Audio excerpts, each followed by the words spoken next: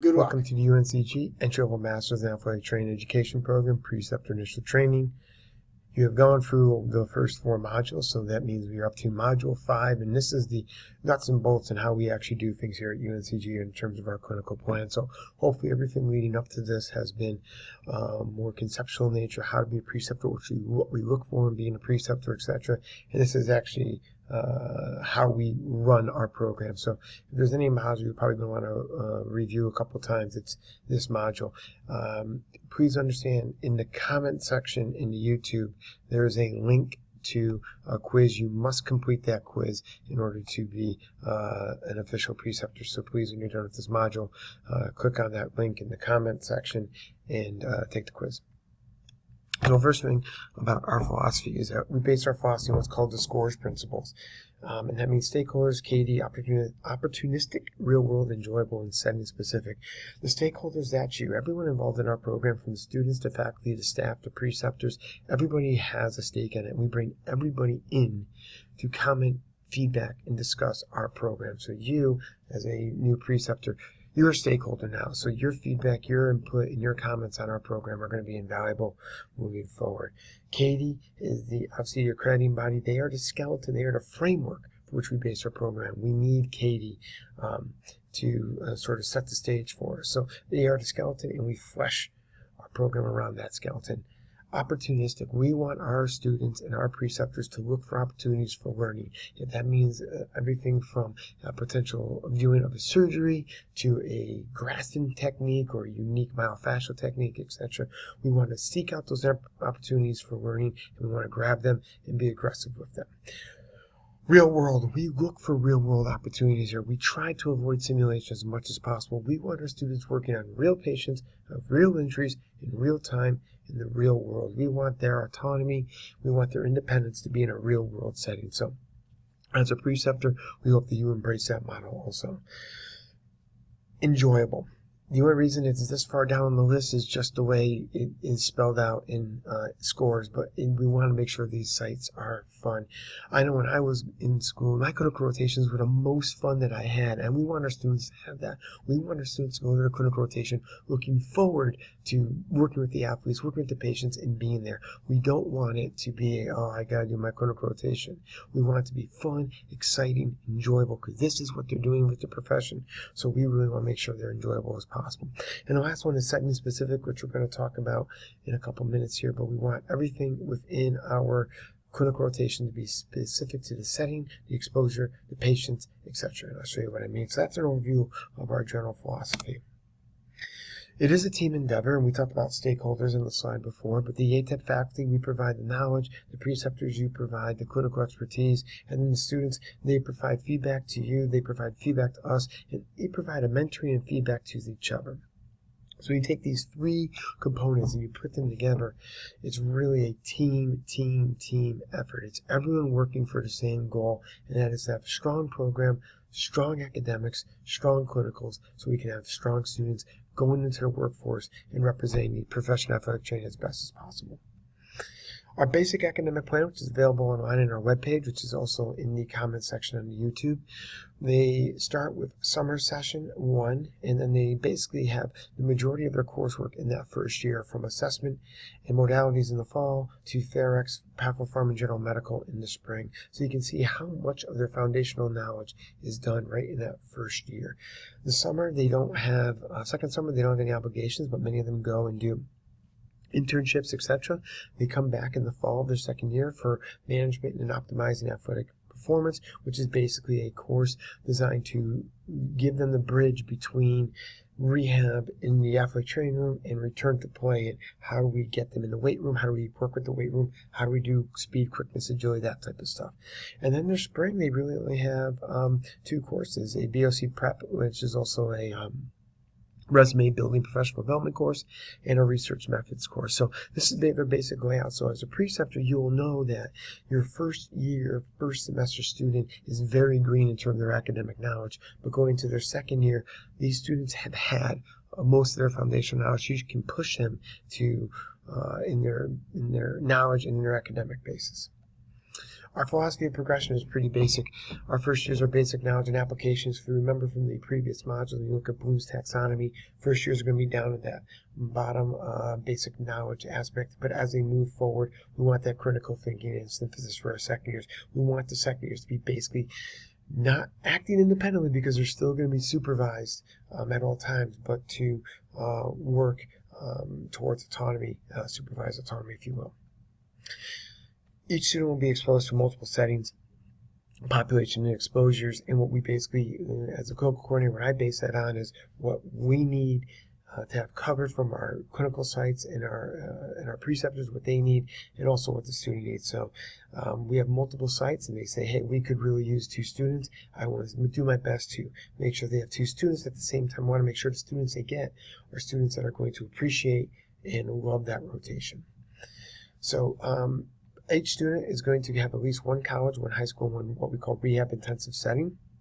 They'll have 1 male, female, and general population exposure, and they'll be exposed to rotations that are typically upper extremity, like volleyball and baseball, lower extremity, like soccer or track, equipment intensive, like men's lacrosse and football, and general medical, being going to a physician's office or working with physicians in more of a general medical setting. So they might not be experts in all of these when they're done, but they'll be at least being exposed to all of these different types through their rotations here. And again, they have 4 rotations with a minimum of 300 hours and a maximum of 450 hours for each rotation. So even at the bare minimum, 4 rotations at 300 hours are going to get 1,200 clinical exposure hours in addition to their didactic academic coursework, which is a pretty good amount. If you look at this, this is sort of a spreadsheet for how I do the rotation. So you can see if you have the student here, I have the setting, the patient, the exposure, and then a preseason. All our students do a preseason in the fall. You can't fake or simulate preseason 2-a-days and all that kind of stuff. So students will all have a preseason. And so you can see here, I have to make sure that they each have a high school, college, rehab, upper, lower, male, female, general, and equipment rotation, and I color coded it to make sure that every student has that by the time they leave their 4 rotations. But if you just look right here, you can see the preceptor, the rotation, and how they move through. Obviously going into spring 16, I don't really have it finalized, but I kind of have an idea of where I'm going to put them. I just haven't finalized it yet. And these are very fluid. I probably go for at least a dozen different drafts of these rotations, really, again, taking into account a lot of different factors. And typically when I move 1 student or have to change 1 rotation, there's a ripple effect and everyone gets changed. So I put a lot of thought, a lot of effort using preceptor feedback and student feedback and really trying to make a rotation that's going to work best for everybody. Here's just a quick graphical representation of the sites that we use, and hopefully I didn't miss your slide up here. So our clinical rotation objectives, or CROs, which is the term you're going to hear a lot. Those are our clinical proficiencies. We don't do checkoffs or checklists. We do everything in a much more global nature. I'm going to show you what I mean in a minute. Again, Katie provided our skeleton, and with the help of our stakeholders, we developed these clinical rotation objectives that are specific to the setting, the patient, and the exposure that they're going to get. So we have specific objectives for male population. We have specific objectives for lower extremity, etc. Just because a student does not have a rotation objective for your rotation, if something comes up, again, teachable moments, be opportunistic. Don't be afraid to show them that. So this is what a typical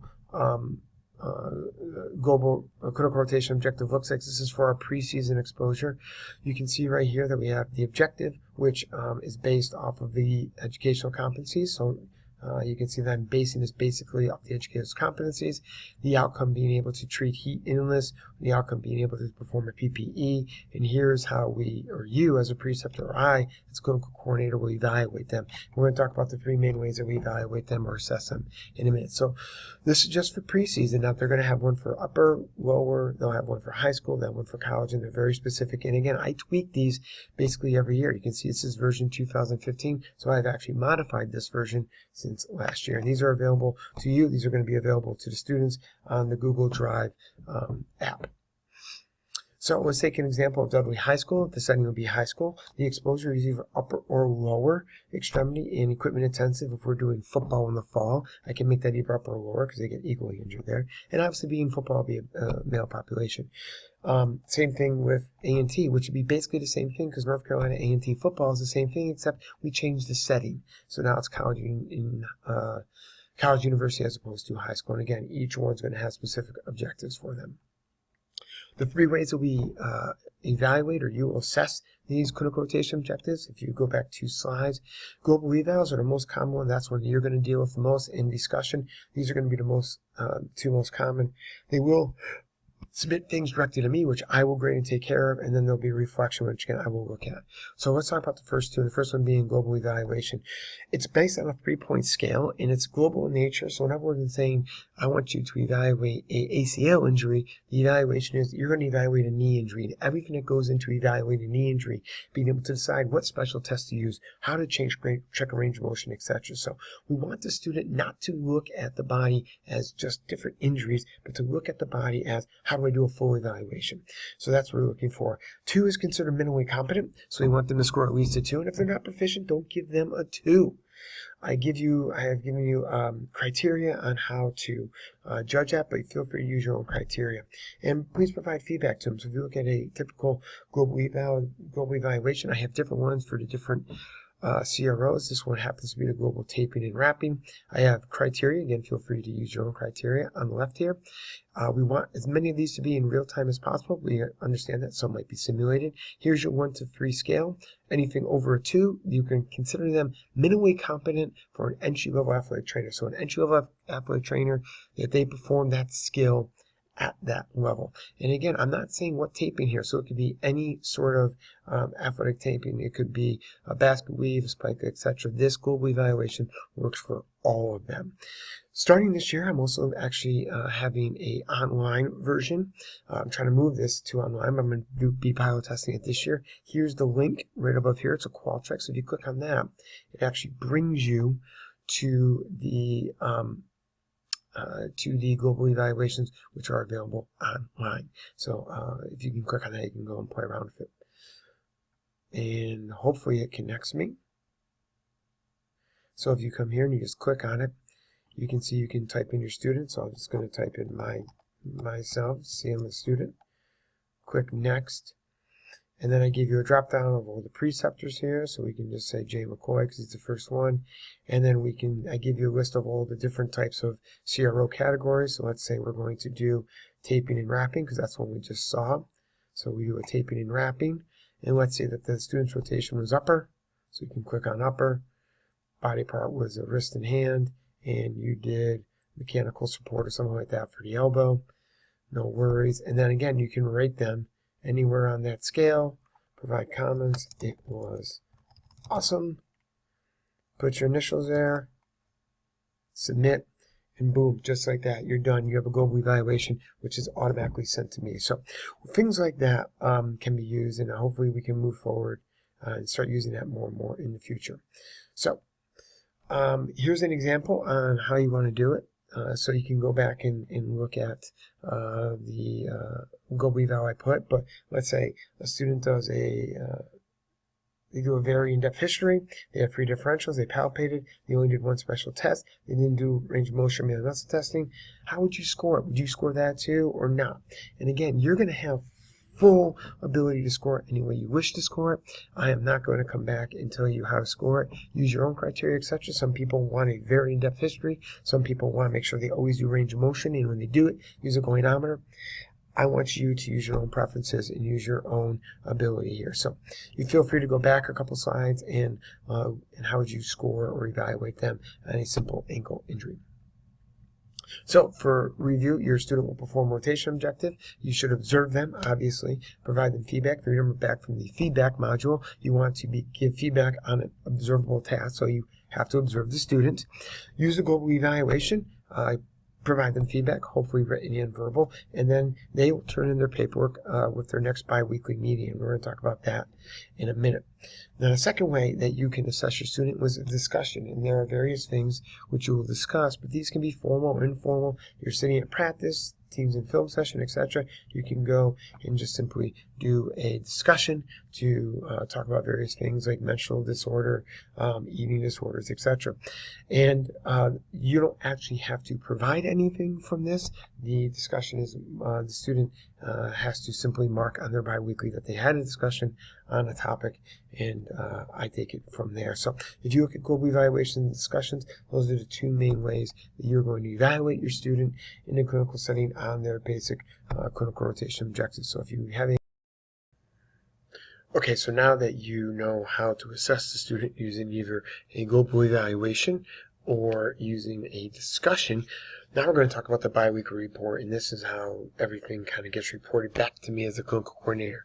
You are going to meet every other week with your student. Now, these reports are due back to me on Wednesdays, so most people will probably meet on like a Monday or Tuesday, talk about their prior 2 weeks, and then the student is responsible for handing me in the biweekly report. The top part of the form, which I'm going to show you in a second, the student fills out, hands it to you prior to your meeting, or gets it to you prior to your meeting, and basically it's a reflection of their 2 weeks and how they felt they did. At the bottom, you reflect on the 2 weeks and how everything went, and then you plan ahead for the next 2 weeks. So this happens every other week. It's bi-weekly.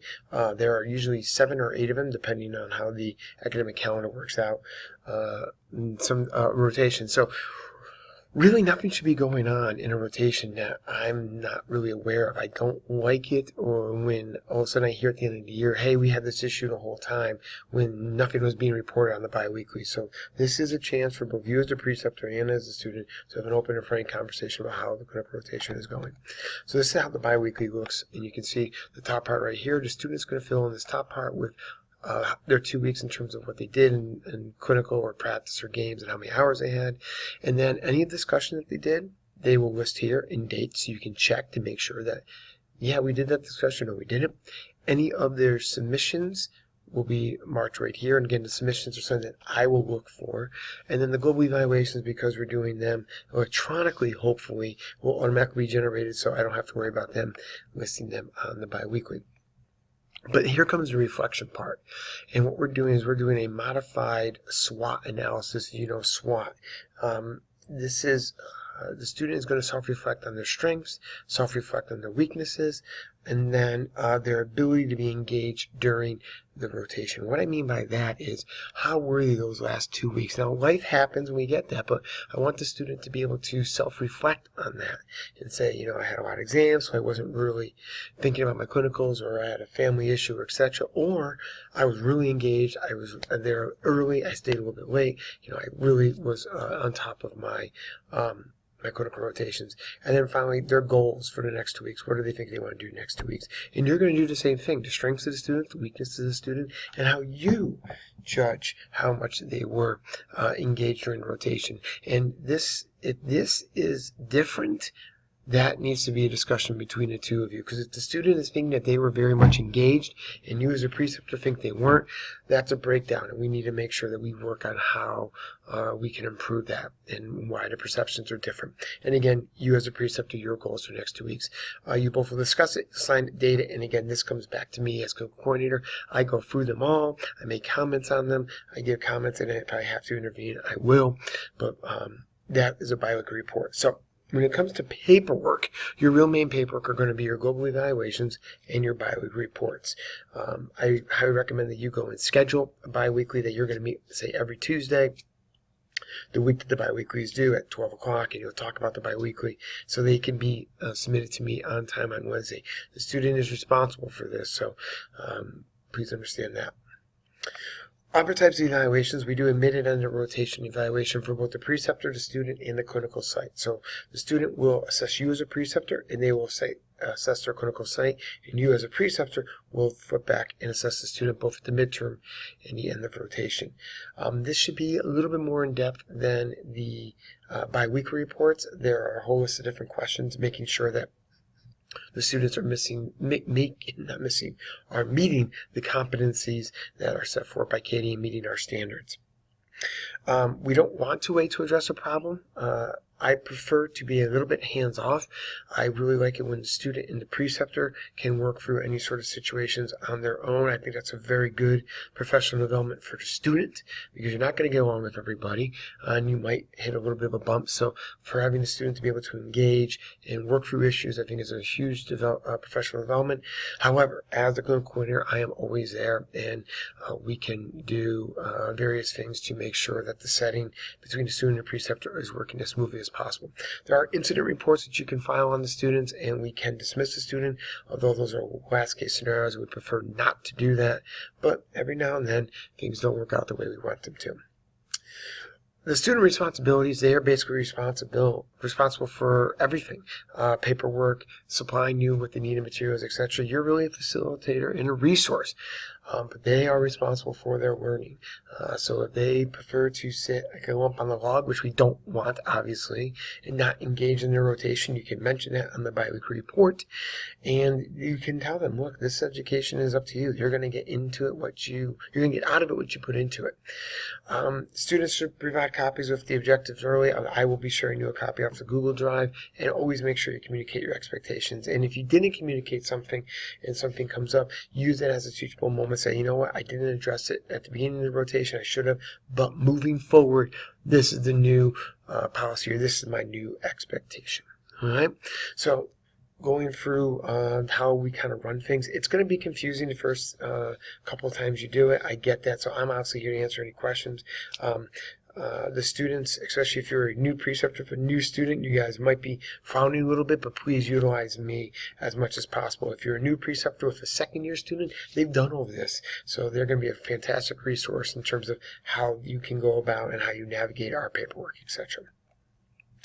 Basically, if you have any questions, email is going to be the best way to get in touch with me, but there is my office number. I'm going to actually give you my cell number also, area code 516-313-2010, area code 516-313-2010. Feel free to text me or call me if you have any issues. Just as an FYI, I don't have any data plan on my cell phone, so if you send me any sort of group message or picture or anything like that, I won't get it because I can't access that without a data plan. But feel free to email me. I check my email multiple times at night when I'm home, and obviously all day long. So if you have any questions, please do not hesitate to ask me. And finally, I just really want to thank you. You guys are vital to our success as an entry-level master's and as a program in general. And you are members and pillars of the community, and the more that we can outreach and network and get into the community, hopefully we can represent both UNCG, your establishment, your business, etc. as well as much as we can. The link again is in the comment section here on YouTube. You must click that and complete that to be verified as a preceptor. You will be compensated financially for this. Dr. Scott Ross will be emailing you about all those type of things. But again, we do thank you for helping us out. If you have any questions, please feel free, but congratulations. After you complete the quiz, you are UNCG's newest preceptor. I look forward to working with you for many years, and best of luck to you.